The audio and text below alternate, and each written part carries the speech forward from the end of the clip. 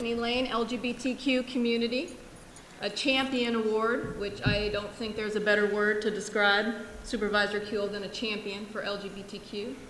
And it says, we are presented with deep appreciation in your support and commitment to the LGBTQ community from Penny Lane and all of the EDGY conference. Thank you so much.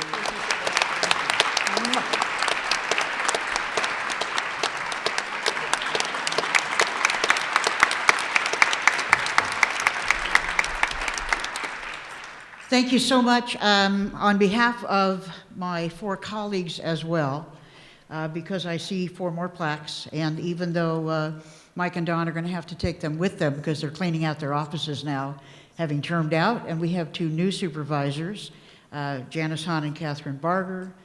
We will be very, very honored to display these acknowledgments. So let me tell you just a little bit about the county, and then to answer some questions that Kush gave me to sort of fill you in. First of all, LA County. 1 out of every 35 Americans lives in LA County. 1 out of every 35. 10 million people out of about 350 million. That means if LA County were a state, it would be the 8th largest state. But it's run by a really weird kind of government as compared to states, for which I'm completely grateful. In a state, you have a governor and a big legislature, and you can work for 2 years and get a bill through, and the governor vetoes it, which happened twice with single payer, for instance. In a country, you have a president and a Congress, and sometimes they get along really well, and sometimes they don't. But you can toil and toil, and still things will fall apart. The president will bring something, Congress will say no, etc.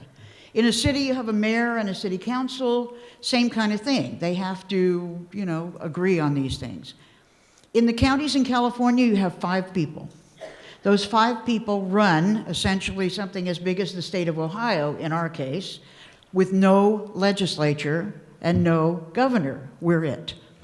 It's like I'm the governor of Ohio with 4 other people, but no legislature. So you can have courage in bringing something, it's true. But essentially all you need are 2 other people to agree with you in Los Angeles, and you have made a decision for essentially 1/35 of the country. So in this case, this kind of issue had been brewing and brewing for a very long time. As you know, there was and is a movement.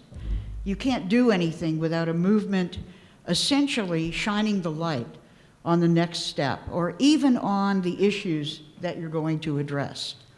And when you have a movement, there are people who step up to run an organization or be involved in the movement, and there are thought leaders, I guess we would call them, as well. Kate mentioned Tori Osborne. Tori Osborne was the head of the National Gay and Lesbian Task Force. She was the head of the LA Center. She was the head of Liberty Hill Foundation. And essentially, she is the one that really asked us to do and think about doing this motion. I'm very fortunate that she's not only my best friend in the universe and my ex, in case you're wondering, though we were together a lot shorter time than we've been best friends.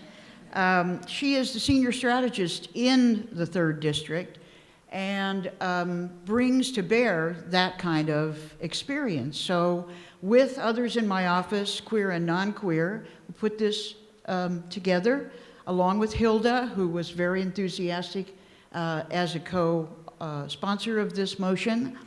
And it was really Tori that thought up the idea of the public-private partnership to kind of fund everything when she was in Antonio's office. So been kind of a Janie Appleseed person about so many of these issues. And that is what you do when you're elected. You listen to people. If you think up something on your own and you go try to do it on your own, essentially it's going to be wrong, I can tell you. Because it's just you had this bright idea, you could probably get 2 other votes for it, but it may not be the best thing.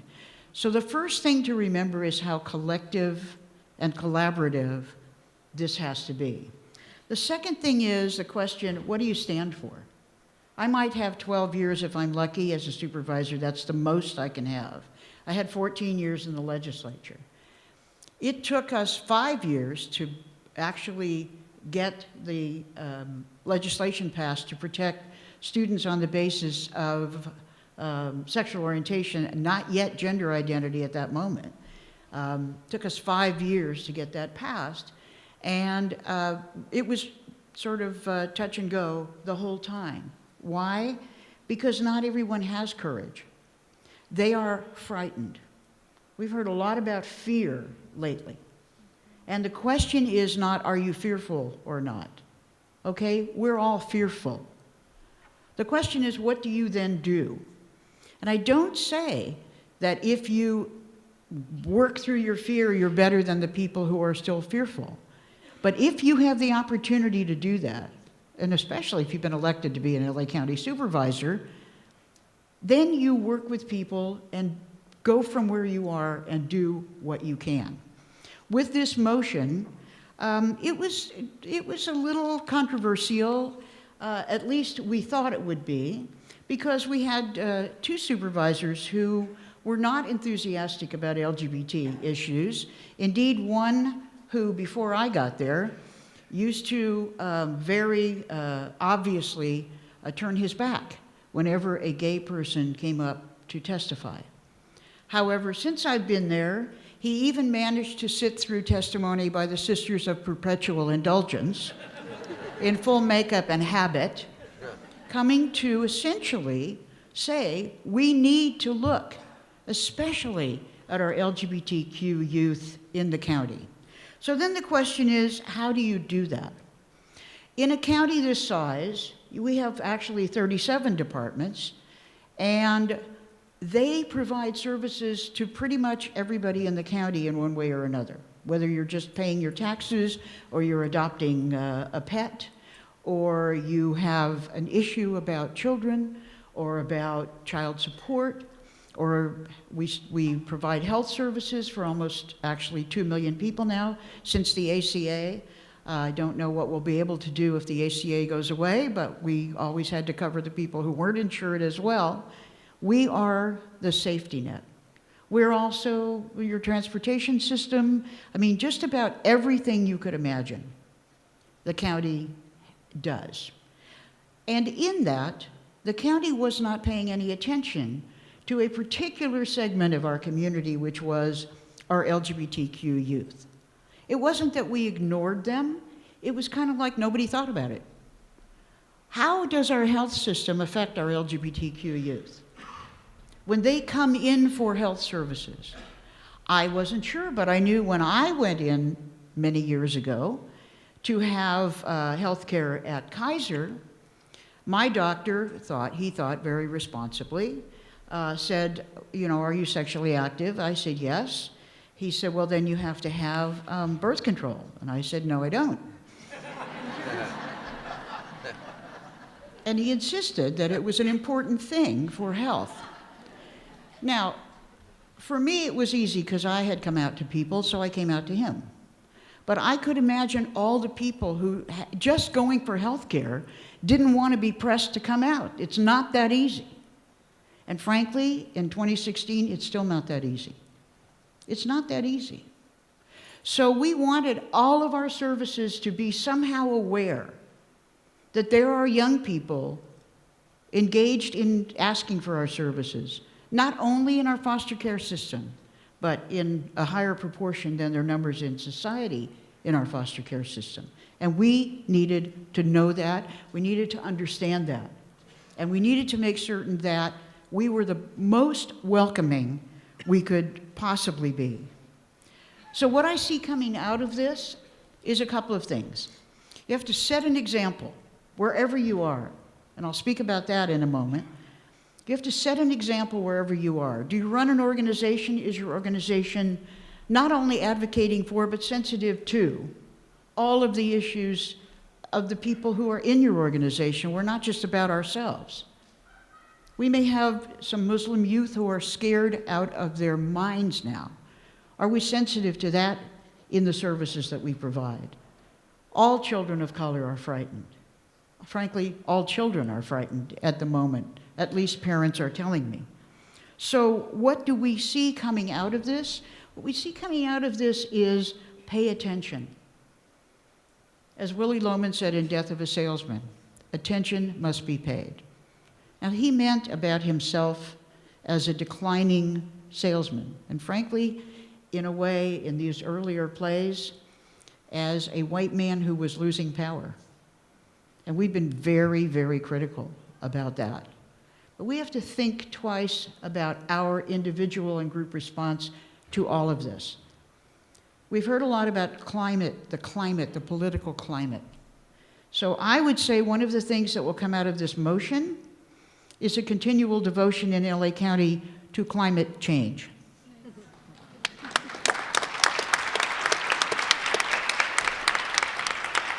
I'm not great at applause lines, forgive me. I just sort of say what comes to mind under the 4 points that Kush gave me. But I think the notion of climate change, if we're talking about a negative political climate, is that we will engage in a positive political climate. We will do everything we can. We're starting something called, not officially in the county, but you'll see in a couple of days or weeks, Operation Monkey Wrench. And essentially what that means is wherever you see something bad happening, whether it's coming from Washington especially, or anywhere else, throw a monkey wrench into it. Put your body in the way.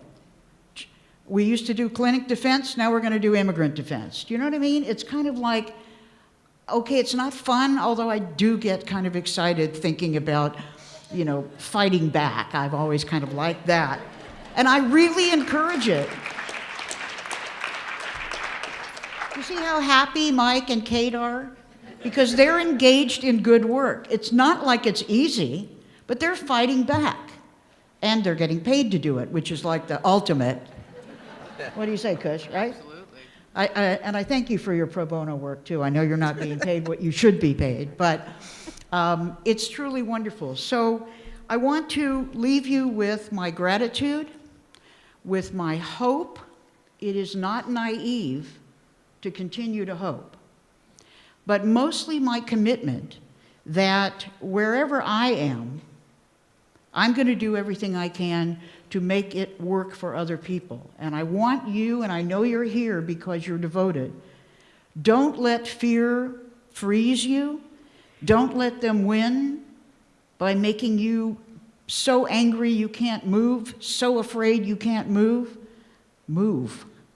Fight back. Throw the monkey wrench. Devote ourselves to continuing to do the work, especially for our kids. So thank you so much.